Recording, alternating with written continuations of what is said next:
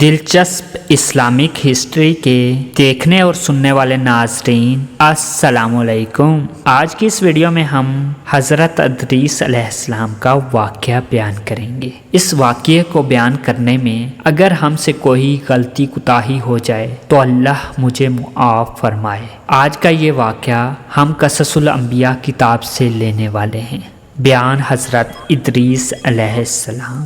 وجہ نام ادریس کی یہ ہے کہ پڑھانے کی کثرت کے سبب سے لقب آپ کا ادریس ہوا اور علم نجوم آپ کے معجزات میں سے ہے۔ وہ زمین پر عبادت کرتے، ان کو فرشتے سب آسمان پر لے جاتے۔ اللہ تعالیٰ نے فرمایا، ترجمہ اور یاد کر کتاب میں ادریس کو کہ وہ تھا سچا نبی، ہر روز پیراہن سیتے تھے، ہر دم سینے میں تسبیح پڑھتے تھے اور وہ اجرت سلائی کی کسی سے نہ لیتے۔ ایک روز کا ذکر ہے کہ وہ اپنے کام سے فراغت پا کر بیٹھے تھے کہ اسی وقت ملک الموت اللہ تعالیٰ کی مرضی سے آدمی کی صورت بن کر مہمان کے طور پر رات کو حضرت ادریس علیہ السلام کے دروازے پر آ پہنچے۔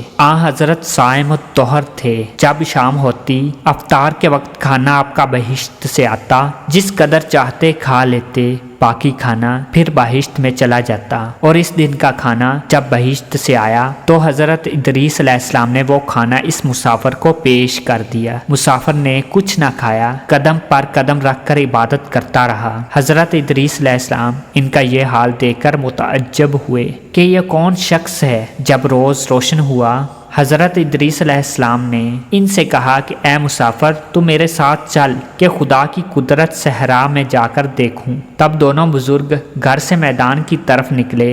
جاتے جاتے ایک گیہوں کے درخت میں جا پہنچے۔ حضرت ملک الموت نے کہا، چلو اس کھیت سے چند خوشے گیہوں کے لے کر ہم تم مل کر کھائیں۔ حضرت ادریس علیہ السلام نے فرمایا کہ عجب ہے کہ تو نے شب گزشتہ کو کھانا حلال نہ کھایا، اب حرام کھانا چاہتا ہے۔ پھر وہاں سے دونوں بزرگ ایک دوسرے باغ میں جا پہنچے اور وہاں بھی انگور دیکھ کر حضرت اسرائیل علیہ السلام نے کھانے کا قصد کیا۔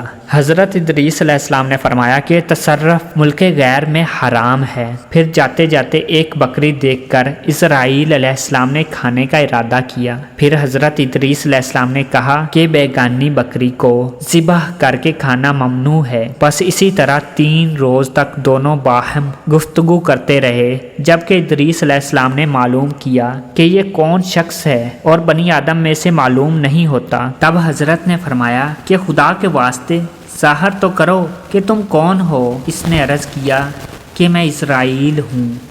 تب حضرت ادریس علیہ السلام نے فرمایا کہ بھائی، کیا سب مخلوقات کی جان تم ہی قبض کرتے ہو؟ انہوں نے کہا کہ ہاں۔ تب حضرت ادریس علیہ السلام نے فرمایا، شاید تم میری جان قبض کرنے کے لیے آئے ہو۔ انہوں نے کہا کہ نہیں، میں تو تمہارے ساتھ خوش طبعی کرنے آیا ہوں۔ حضرت ادریس علیہ السلام نے کہا کہ آج 3 دن سے تو میرے ساتھ ہے، اس عرصے میں بھی تو نے کسی کی جان قبض کی ہے؟ وہ بولے، ترجمہ، فرشتے نے کہا کہ جان قبض کرنا ہمارے ہاتھ میں ایسا ہے جیسا کہ تمہارے دونوں ہاتھوں کے نیچے روٹی رکھی ہوئی ہے، یعنی جس کی اجل آتی ہے اللہ تعالیٰ کے حکم سے میں ہاتھ بڑھا کر اس کی جان قبض کر لیتا ہوں۔ اور بولے، اے حضرت ادریس، میں چاہتا ہوں کہ تیرے ساتھ رشتہ برادری کا کروں۔ حضرت ادریس علیہ السلام نے فرمایا کہ میں تیرے ساتھ رشتہ برادری کا تب کروں گا کہ تلخی جان کی ایک بار تو مجھ کو چکھا دے، تاکہ خوف اور عبرت مجھے زیادہ ہو اور پھر عبادت اپنے خالق کی زیادہ کروں۔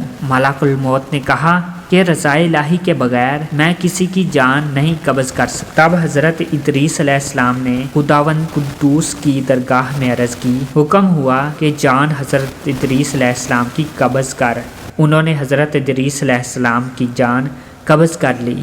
پھر ملک الموت نے خدا کی درگاہ میں دعا مانگی، پھر اللہ تعالیٰ نے ان کو زندہ کیا اور حضرت ادریس علیہ السلام نے اٹھ کر ملک الموت کو اپنی گود میں لے لیا۔ دونوں نے آپس میں رشتہ برادری کا لگایا۔ پھر ملک الموت نے ان سے پوچھا، اے بھائی، تلخی جان کی کیسی تھی؟ وہ بولے کہ جیسے کسی زندہ جانور کی کھال سر سے پاؤں تک کھینچی جاتی ہے۔ ملک الموت نے کہا، اے بھائی، قسم ہے رب العالمین کی، جیسا کہ میں نے تیرے ساتھ احسان کیا ہے ایسا ऐसा किसी के साथ नहीं किया। हजरत इदरीस अलैहिस्सलाम ने फरमाया, ऐ भाई, मुझे दोज़ख देखने का शौक है, तू मुझको इसके दरवाजे तक ले चल ताकि इसके देखने से खौफ इलाही ज्यादा हो और मैं फिर इबादत और बंदगी ज्यादा करूं। तब मलकुल मौत ने खुदा ताला के हुक्म से इनको 7 तबक दोज़ख के दिखाए। फिर हजरत इदरीस अलैहिस्सलाम बोले, ऐ भाई, मुझको बहिश्त देखने की आरज़ू है कि उसे देखकर खुशी हासिल करूंगा और इबादत ज्यादा करूंगा। फिर इनको बहिश्त के दरवाजे पर ले गए और उन्होंने बहिश्त के मनाजर अपनी आंखों से देखे। फिर कहने लगे, ऐ भाई, मैं तलखी जान की चख चुका हूँ और दोज़ख भी देखी,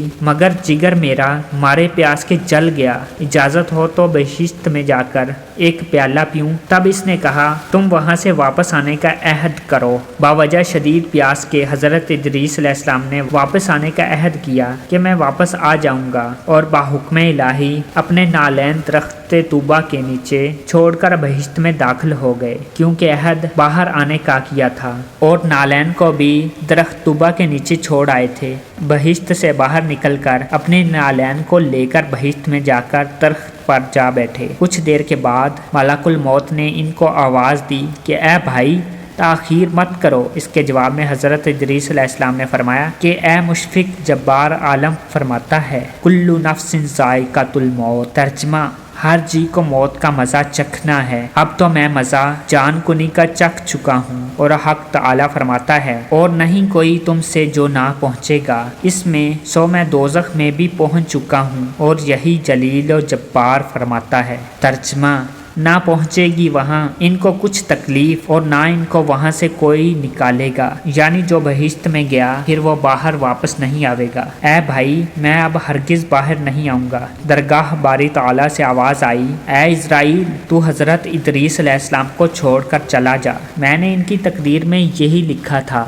हज़रत इदरीस अलैहिस्सलाम मौत का मज़ा चख कर और दोज़ख भी देख कर जन्नत में जा रहे। तब इज़राइल अलैहिस्सलाम बोले, तर्जमा, बहिश्त हराम है अंबिया पर जब तक कि खातमुल अंबिया दाखिल ना हो। बहिश्त में फिर आवाज़ आई, ऐ इज़राइल, मैं बहिश्त को दरीग नहीं रखता हूँ, लेकिन अव्वल बहिश्त में मुहम्मद सल्लल्लाहु अलैहि वसल्लम दाखिल होंगे, बाद सब उम्मत इनकी और कौल। दूसरा ये है कि तवाफ़ करने वाले सब तवाफ़ करते रहें बहिश्त में। और हक ताला ने फरमाया, तर्जमा, और उठा लिया हमने इसको ऊंचे मकान पर। बस बहिश्त में हज़रत इदरीस अलैहिस्सलाम तो जा रहे और इनके फर्जंद सब फिराक से शबो रोज़ गिरियाजारी में थे। एक रोज़ इब्लीस लाइन इनके पास आया और कहा कि तुम मत रोया करो, मैं तुम्हारे बाप की सी एक सूरत बना देता हूँ। तुम इसको शबो रोज़ देखा करो और पूजो, इससे तुम्हारा सब दर्द, दुख और गम जाता रहेगा और तुम सब खुश रहोगे। इब्लीस लानती ने एक ऐसी सूरत बनाई कि इनकी शक्ल में और इसमें कोई फर्क ना था। सिर्फ इतना ही फर्क था कि ये सूरत बात ना करती थी और वो लोग इस सूरत को पूजा करते थे, जहाँ तक कि रफ्ता रफ्ता बुत परस्ती तमाम आलम में फैल गई।